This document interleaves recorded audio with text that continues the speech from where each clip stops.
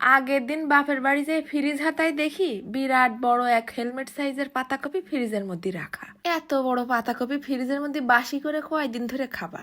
আল্লাহ তোমাকে ভালো করবে না, দাও আমারে অর্ধেক দিয়ে দাও। পাম্প পট্টি দিয়ে চাইয়ে নিয়ে আসে বাড়ি আইনে তারও অর্ধেক করে অর্ধেকটা কুচোই নিচ্ছে। আমার ফ্রিজের এক কোনায় শিট্টে মারা হয়ে পড়েছিল এক গাজর, সেটারেও সুন্দর করে কুচোই নিলাম। সাথে নিছি 150 গ্রামের মতন হাড় চর্বি ছাড়া মুরগির গোশ। দিয়ে দিলাম বেশ খানিকটা নুন আর হাফ চা চামচেরও কম বেশ একটুখানি গোলমরিচের গুঁড়ো। তারপরে টেবিল খানিক সয়াবিন তেল দিয়ে মাখায় রাখিলাম 10 মিনিট। কড়াইটা গরম করে মুরগির গোশগুলো ঢেলে দিলাম। বেশি না, মিডিয়াম আছে রান্না করে নেব। এক ফোঁটা পানি যাবে না, কারণ মুরগির থেকে গাদা খানিক বেরোবে না পানি। মুরগির পানিতেই মুরগি সিদ্ধ হয়ে যাবে না। ওই পানিটা নাড়ে চাড়ে একেবারে শুকিয়ে ভাজা ভাজা করে নেব। তো ব্যস্ততার মধ্যে চুল নিয়ে এত চিন্তা করার সময় আছে? তাই চুলের যত্নটা ছাড়িয়ে দিছি গ্লোমিস্ট পেজের রোজমেরি অয়েলের উপর। মাথার স্কিন পরিষ্কার রাখে, চুলের গুঁড়া মজবুত করে, চুল পড়া বন্ধ করে।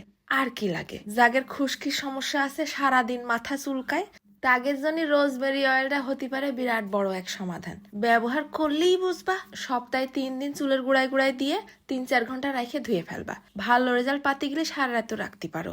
পেজটা আমি কমেন্টে আর ক্যাপশনে ট্যাগ করে দিবা না, যাদের লাগবে অর্ডার করে দিয়ে নে। ওই দেখো আমার মিহিন করে পাতাকপি আর গাজর কুচানো, তার মধ্যে দিয়ে দিলাম 1 মুঠ খানিক পেঁয়াজ কুচি। এরপর যাচ্ছে মিডিয়াম সাইজে আস্তে আস্তে 2 রসুন কুচি। তারপরে দিচ্ছি বেশ 1 টেবিল চামচের মতন আদা কুচি। আদা রসুন কিন্তু কুচিয়ে দিতে হবে। দিয়ে দিলাম হাফ চা চামচের মতন নুন আর অল্প একটুখানি হলদির গুঁড়ো, হাফ চা চামচ শুকনো ঝালের গুঁড়ো, হাফ চা চামচ দিচ্ছি কিরাস করা শুকনো ঝাল। তারপর ওই যে মুরগিটা ভাইজে রাখিলাম না, ওই তেল তুল সব সহ গোশটাও এর মধ্যে দিয়ে দিচ্ছি।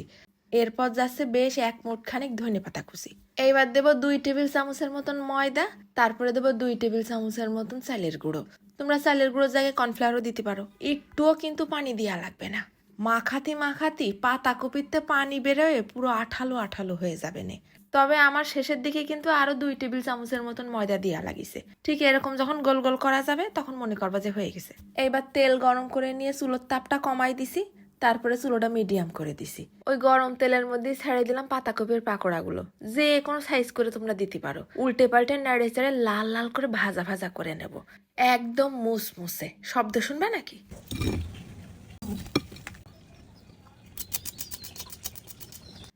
এক বসাই যে কতগুলো সাবার করা যাবে সে হুঁশ পাবা না। আসতিছে রোজার মাস, ভিডিওটা জলদি শেয়ার করে নিজের টাইম লাইনে রেখে দাও। শুধু আদা আর রসুন কুচি ছাড়া কিচ্ছু লাগবে না।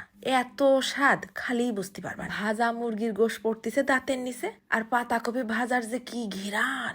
গাজর দিছি না, হালকা একটা মিষ্টি মিষ্টি ভাব আছে, এত মুসমুসে।